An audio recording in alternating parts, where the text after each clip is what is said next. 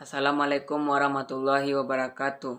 Perkenalkan, nama saya Abdurrahim dengan NIM 36240005 dari Prodi Manajemen Haji dan Umrah Fakultas Ekonomi dan Bisnis Islam. Baiklah, saya di sini akan menyampaikan sebuah tugas, yaitu tugas pidato. Langsung saja saya akan membacakan teks pidatonya. Bismillahirrahmanirrahim. Alhamdulillahirrahmanirrahim hadana lihaza wa ma kunna linahtadiya laullah nadanallah. Asyhadu an la ilaha illallah wa asyhadu anna muhammadar rasulullah la nabiyya ba'da amma ba'du. Puji dan syukur marilah kita panjatkan kehadirat Allah Subhanahu wa taala yang telah melimpahkan rahmat dan karunia-Nya kepada kita semua. Salawat dengan salam tidak lupa-lupanya kita hadiahkan buat Nabi Yuna Muhammad sallallahu alaihi wasallam. Yang terhormat Ibu dosen pengampu, Ibu Endang, dan yang saya banggakan saudara maupun saudari sekalian yang sedang mendengarkan video pidato saya. Baiklah, pada kesempatan yang baik ini marilah kita bersama-sama membahas tentang dampak dan pengaruh game online terhadap anak-anak, remaja, mahasiswa, dapat kita lihat pada generasi sekarang.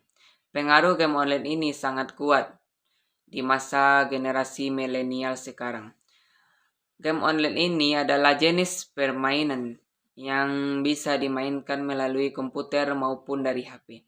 Jika kita bermain game online, kita dapat menemukan pemain lain dari berbagai daerah yang bisa kita ajak komunikasi, bahkan banyak kalangan lebih memilih game online daripada offline.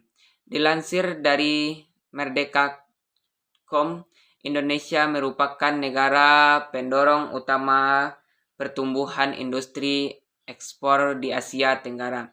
Dari total 274,5 juta games di Asia Tenggara pada tahun 2021, Indonesia berkontribusi sekitar 43% terhadap jumlah total tersebut. Kalau dilihat dari sisi positifnya, game online memang sangat berguna sebagai contoh dampak digunakan sebagai hiburan. Ajang untuk melatih konsentrasi dan sebagai ajang menambah teman. Namun sangat disayangkan akan kegunaan game online itu sendiri. Masih belum begitu bisa dipahami oleh sebagian dari kita. Ada dampak secara fisik, seperti layar HP atau layar komputer selalu mengeluarkan radiasi. Jadi mata yang terkena radiasi secara terus-menerus akan mengakibatkan mata cepat rusak, diiringi dengan sakit kepala dan lain-lain. Maka daripada itu, saya sarankan agar lebih berhati-hati dalam memilih atau melakukan aktivitas di waktu senggang. Untuk yang sudah kecanduan, ada beberapa tips yang bisa saya sarankan. Yang paling penting itu adalah niat, tekad, dan kontrol diri untuk dapat terlepas dari kecanduan dan kembali menata kehidupan yang terganggu akibat kecanduan itu dengan cara disiplin diri, maksimal main sehari 3 jam. Cari kegiatan lainnya seperti olahraga dan lain-lain. Teman-teman yang berbahagia, alangkah bijaknya kalau kita lebih memprioritaskan diri kita ke dalam hal-hal yang lebih positif dalam menggunakan internet, ketika harus lebih bijak dalam menggunakan kita juga harus lebih memahami arti dan manfaatnya.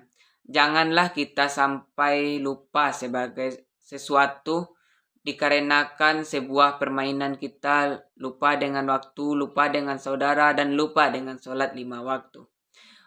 Maka dari itu, marilah kita bersama-sama harus menyadari bahwa waktu adalah aset berharga dan setiap detik yang dihabiskan di dunia game harus dibanding dengan waktu di dunia nyata. Keberhasilan seseorang tidak hanya dapat diukur oleh prestasi dalam game, tetapi juga oleh kesejahteraan setiap manusia secara keseluruhan. Marilah kita tanamkan nilai-nilai ini pada diri sendiri dan generasi mendatang untuk tahu batas mana dalam bersenang-senang dan melakukan hal yang penting yang harus jadi prioritas sebelum semuanya terlambat dan membutuhkan bantuan profesional untuk menyembuhkan diri dari kecanduan game online.